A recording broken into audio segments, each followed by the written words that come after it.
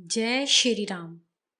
कक्ष में जाकर श्री राम ने देखा कि महाराज दशरथ दीन भाव से कैकई सहित पलंग पर बैठे हैं और उनके मुख का रंग फीका पड़ गया है। उन्होंने जाते ही पहले पिता के चरणों में शीश नवाया, फिर माता कैकई को प्रणाम किया। श्री राम को देख महाराज दशरथ केवल राम ही कह सके, क्योंकि फिर दुखी महाराज के नेत्रों से अश्रुधारा बहने लगी और उनका कंठ अवरुद्ध हो गया।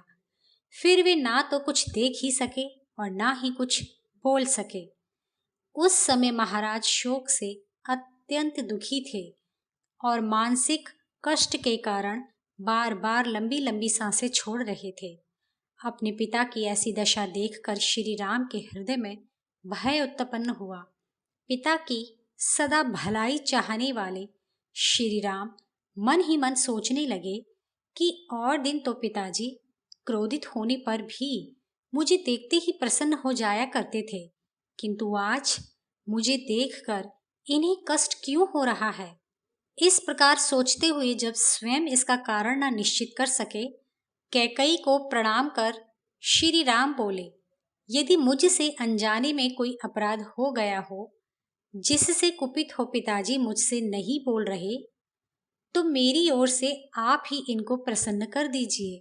पिताजी को कोई शारीरिक या मानसिक कष्ट तो नहीं दुख दे रहा।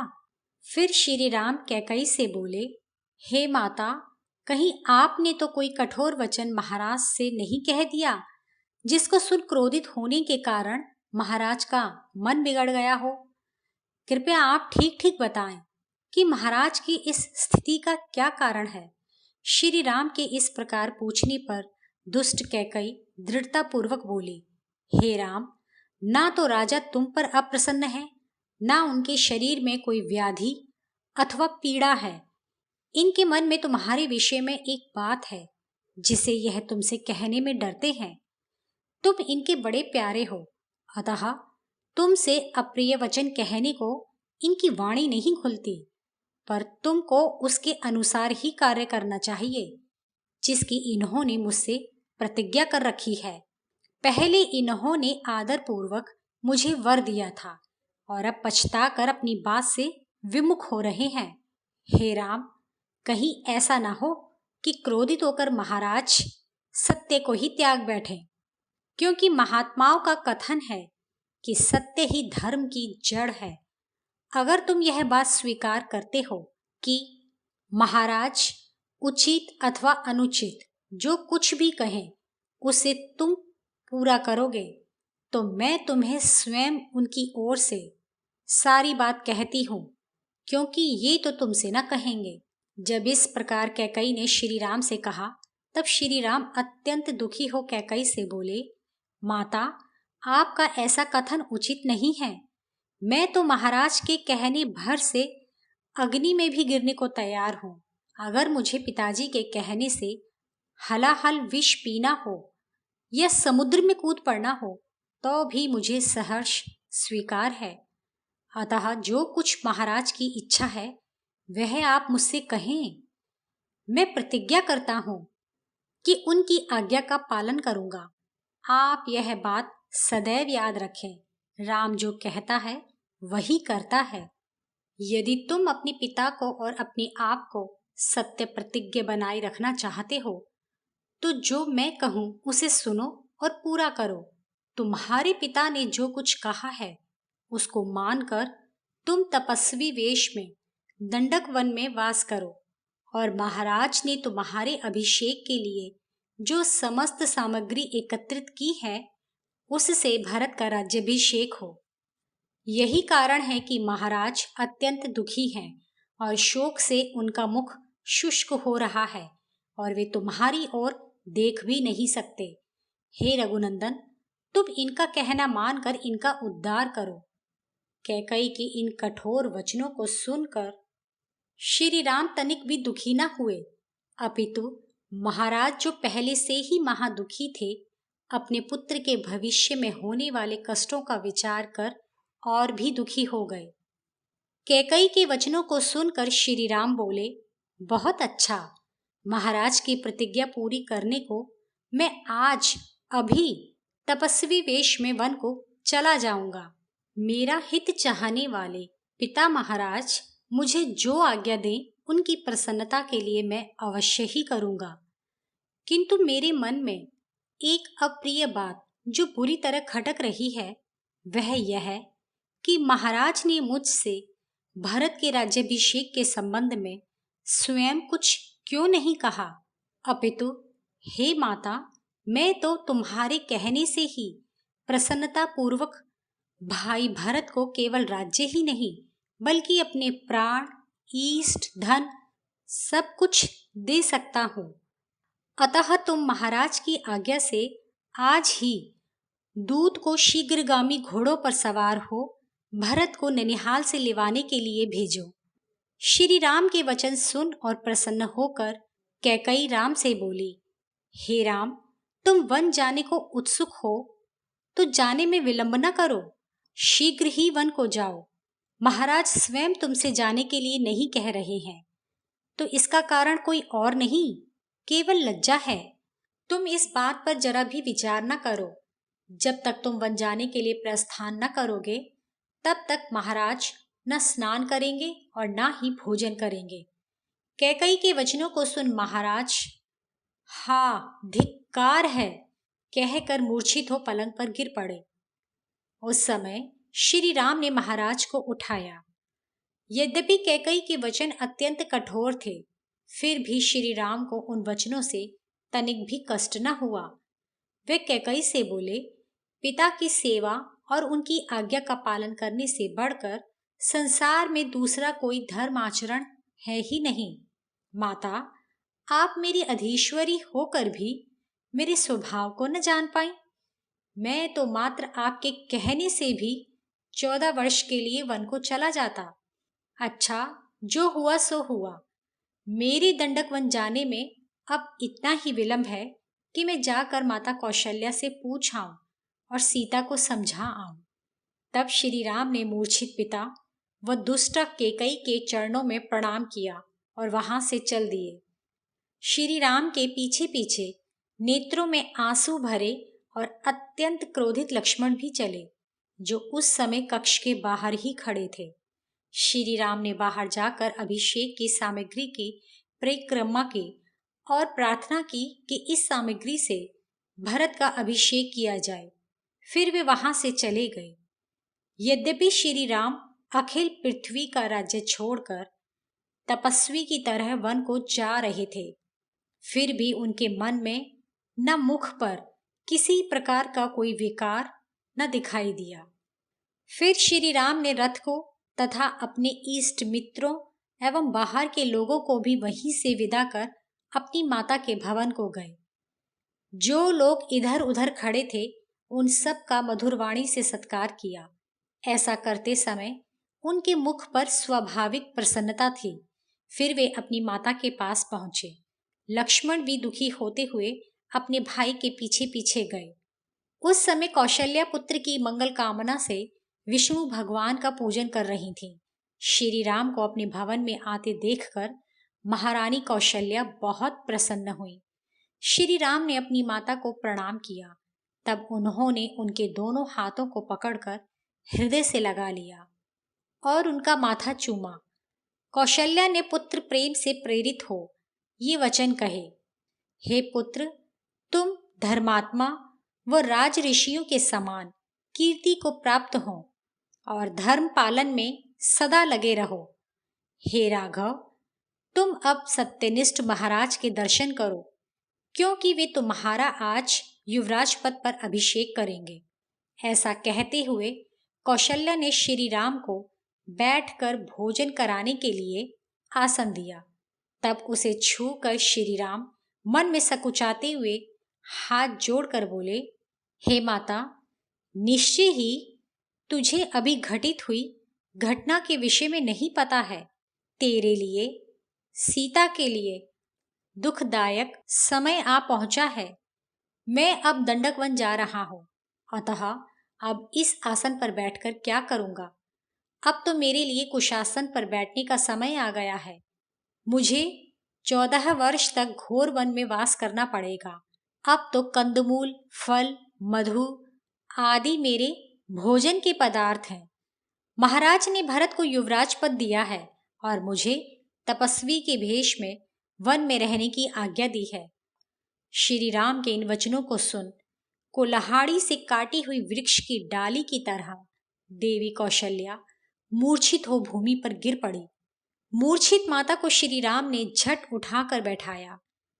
जो कौशल्या सुख पाने के योग्य थी, वे श्री राम के पास बैठी हुई दुखी हो श्री राम से बोली, हे पुत्र, पति के होने से सौभाग्यवती स्त्रियों को जो सुख हुआ करता है, मेरे भाग्य में वह भी नहीं रहा।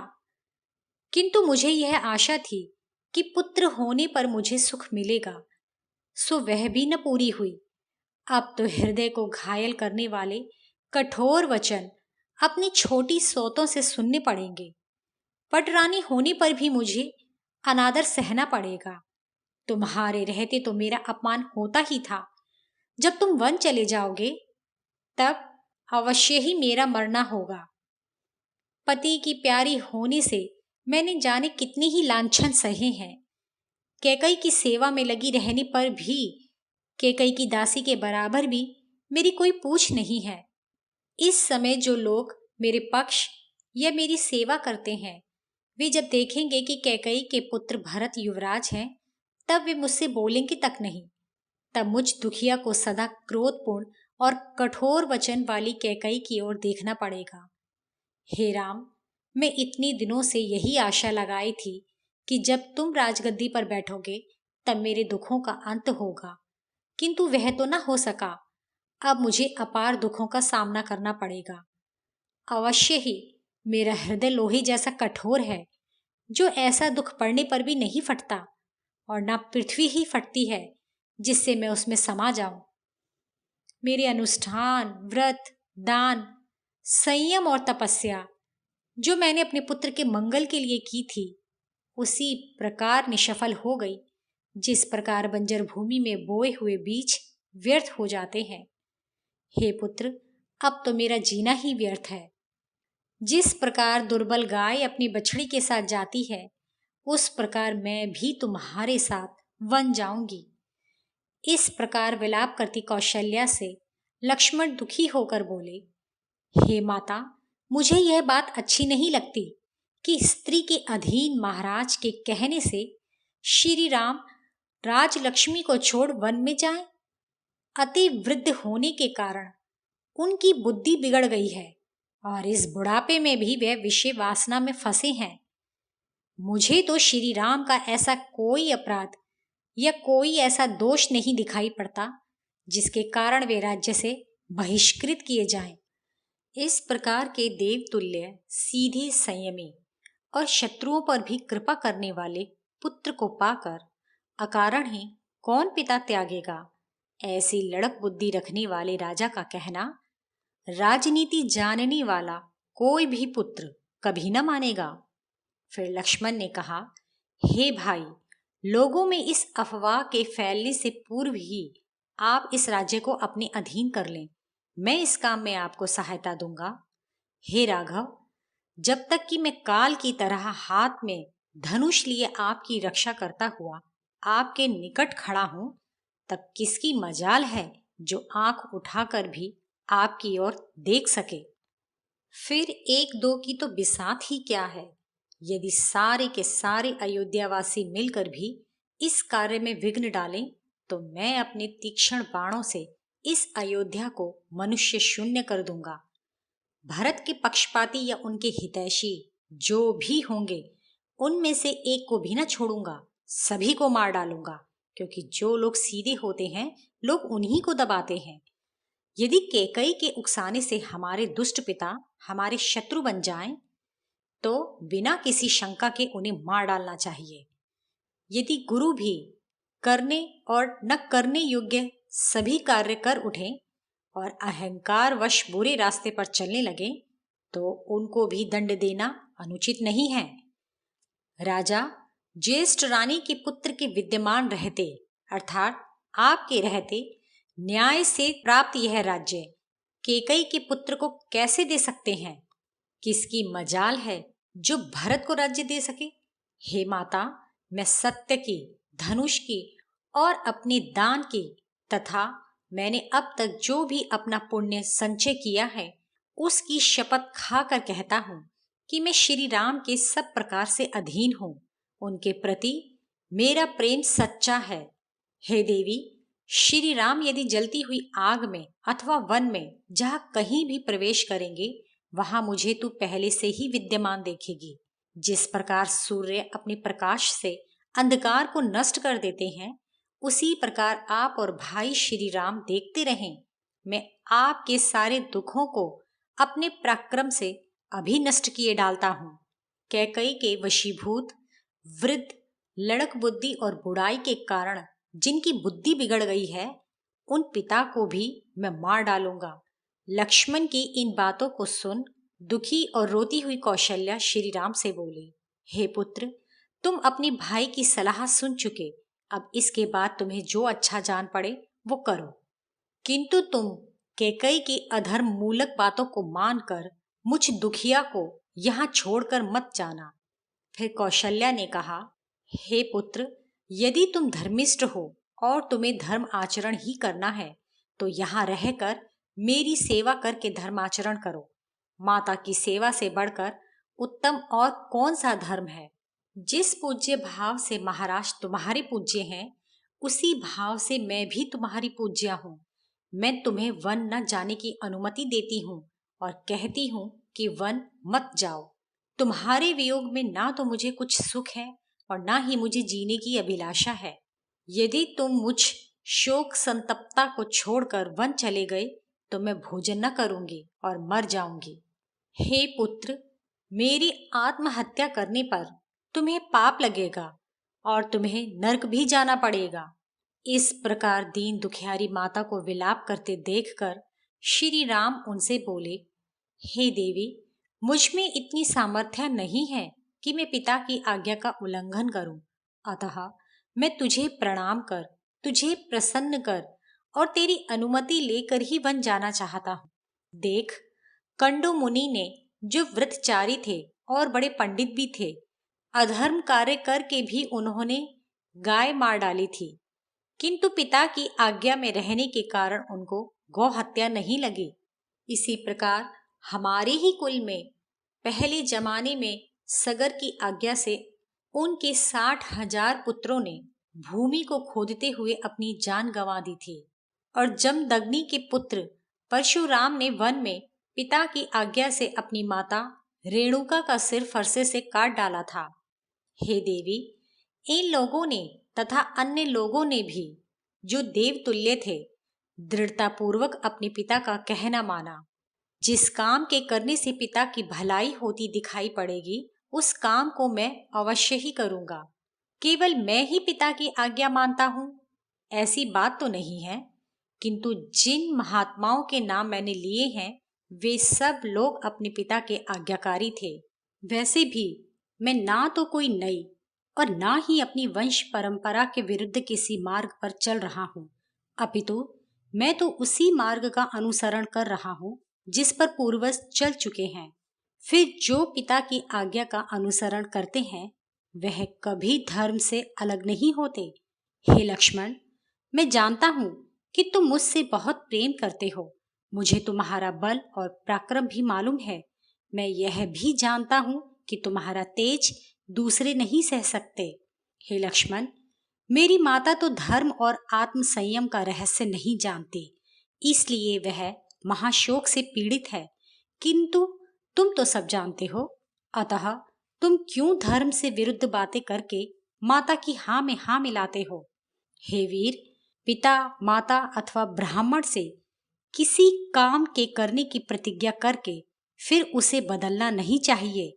जो ऐसा करते हैं वे अधर्म करते हैं, इसलिए मैं पिता की आज्ञा का उल्लंघन नहीं कर सकता। हे वीर, पिताजी के कहने ही से माता कैकई ने मुझे वन जाने के लिए प्रेरित किया है, अतः तुम भी मार काट करने व पिता को मार कर राज्य ग्रहण करने की बुद्धि का त्याग करो और लोक परलोक का विचार कर नीति पर चलो।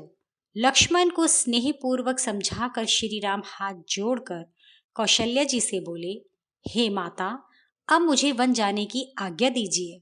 तुम्हें मेरे प्राणों की सौगंध है, वन जाने से मुझे रोकना मत। श्री राम के इन वचनों को सुनकर कुछ समय तक माता कौशल्या एकटक श्री राम को देखती रही। फिर बोली, हे पुत्र, जिस प्रकार तुम्हारे पिता पूज्य हैं, वैसे ही मैं भी हूँ। अतः मैं तुमसे कहती हूँ कि मुझ अभागिनी को छोड़कर तुम वन मत जाओ। तुम्हारे बिना ना तो मुझे अपने जीवन से, ना इस लोक परलोक से, और ना ही सुख सुविधाओं से संपन्न महलों आदि से कोई मतलब है। मेरे लिए तो क्षण भर भी तुम्हारा मेरे पास रहना ही आनंददायी है। माता का करुण विलाप सुनकर श्री राम दुखी होकर लक्ष्मण से बोले, हे लक्ष्मण, देखो, प्रथम तो महाराज हमारे गुरु हैं, दूसरे वे हमारे पिता हैं, तीसरे वे वृद्ध हैं। अतः वे जो भी आज्ञा देंगे उसका पालन करना मेरा धर्म है। उनका मुझ पर पूर्ण अधिकार है। इसी प्रकार पिताजी का अपनी पत्नी अर्थात माता कौशल्या पर भी पूर्ण अधिकार है, और दोनों का यह धर्म है कि पुत्र पिता का और पत्नी अपने पति का कहना माने। फिर माता कौशल्या महाराज को इस अवस्था में छोड़कर मेरे साथ कैसे चल सकती हैं? फिर उन्होंने अपनी माता को धीरज बंधाया और कहा कि मैं अपनी प्रतिज्ञा पूरी करके पुनः लौट आऊंगा। इस प्रकार श्री राम ने अपनी माता को मनाया। फिर वे लक्ष्मण से बोले, हे भाई, अब तुम क्रोध और दुख को त्याग कर धैर्य धारण करो तथा मेरे अभिषेक के लिए जो ये तैयारियां की गई हैं उनकी ओर ध्यान न देकर मेरे वन गमन की तैयारियां करो। हे भाई, माता कैकई मेरे अभिषेक के लिए दुखी और शंकित हो रही हैं कि कहीं तुम बल से मेरा राज्याभिषेक न करा दो। अतः यह शंका उत्पन्न होने के कारण मैं यहाँ एक क्षण भी नहीं रुकना चाहता, क्योंकि आज मेरे वन जाने से ही माता कैकई भरत को बुलाकर उसको राज्य दे सकेंगी। जब तक मैं यहाँ रहूंगा माता कैकई को दुख होगा। हे लक्ष्मण, वैसे भी राज्य का मिलना न मिलना भाग्य के अधीन है, इसमें किसी का कोई बस नहीं है। यह तो तुम जानते ही हो कि मैंने माताओं में कभी भेदभाव नहीं रखा, और ना ही माता कैकई ने आज तक मुझ में और भरत में कोई अंतर माना है। किंतु आज उसी माता ने मेरा अभिषेक रोकने और मुझे वन भेजने के लिए कैसे कैसे बुरे वचन कहे हैं। इसका कारण केवल मात्र भाग्य है। भाग्य की रेखा को ब्रह्मा जी भी नहीं मिटा सकते। हे लक्ष्मण, सुख दुख, जीवन मरण, लाभ हानि आदि जो भी बातें हैं वे सब भाग्य के अधीन हैं। बड़े बड़े कठोर तप करने वाले तपस्वी लोग भी भाग्य के द्वारा सताए जाने पर अपने कठोर नियमों का परित्याग कर काम और क्रोध से भ्रष्ट हो जाते हैं। जिस कार्य को करने का कभी विचार न किया हो और वह अचानक हो जाए, और जिस कार्य को विचार करके किया जाए और वह पूर्ण न हो, बस इसी को दैव का कर्म अर्थात भाग्य समझना चाहिए। इसलिए तुम भी मेरे कहने से दुख को त्याग कर मेरा कहना मानो और अभिषेक की सजावट को बंद करवा दो। इस प्रकार श्री राम के समझाने पर नीचे सिर झुकाए हुए लक्ष्मण मन ही मन दुखी हुए, परंतु कुछ ही देर बाद मारे क्रोध के लंबी लंबी सांसें छोड़ने लगे और तिरछी नजर से भाई को देखकर बोले, हे भ्राता, बुरे समय में तुमको यह बड़ा भ्रम हो गया है कि पिता की आज्ञा का पालन न करने से धर्म की हानि होगी और अन्य लोग भी ऐसा न करेंगे तो सामाजिक व्यवस्था नष्ट हो जाएगी और लोक निंदा होगी। आप जैसे पुरुष को तो ऐसा कहना भी नहीं चाहिए। आप क्षत्रिय हैं और भाग्य का सामना करने में समर्थ होकर भी एक अयोग्य पुरुष की तरह भाग्य की प्रशंसा कर रहे हैं। क्या आपको यह नहीं मालूम कि इस संसार में धर्म से छल करने वाले भी अनेक लोग हैं? देखिए, स्वार्थ में पड़कर महाराज और कैकई ने आपको छल से वनवास की आज्ञा दी है। यदि वर देने की बात सही होती तो अभिषेक की तैयारियां आरंभ होने से पूर्व ही वरदान देने की सूचना क्यों नहीं दी गई? यदि कहा जाए कि महाराज ने यह काम भूल से किया है, फिर भी यह सरासर अनुचित है, क्योंकि बड़े के रहते छोटे का राज्याभिषेक नहीं किया जाता।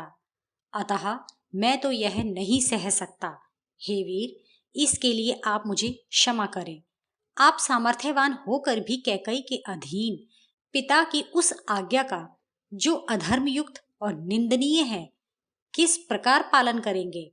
वरदान का बहाना करके आपके अभिषेक में बाधा डालने को आप कपट नहीं समझते? आपको छोड़कर दूसरा ऐसा कौन होगा जो अहित चाहने वाले माता पिता का कहना मानेगा?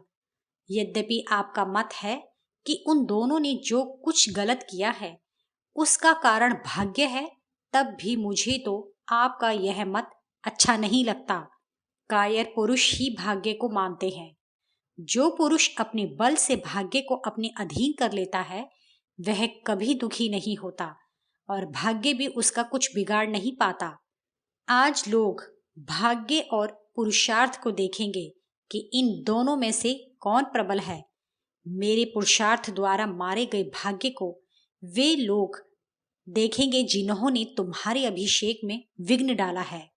जिन लोगों ने आपके वन जाने का समर्थन किया है वे ही लोग 14 वर्ष तक वन में रहेंगे।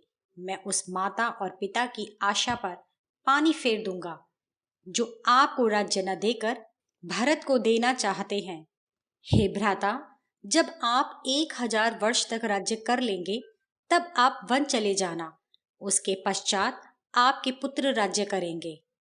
तो मैं प्रतिज्ञा करके कहता हूं कि मैं आपके राज्य की रक्षा करूंगा।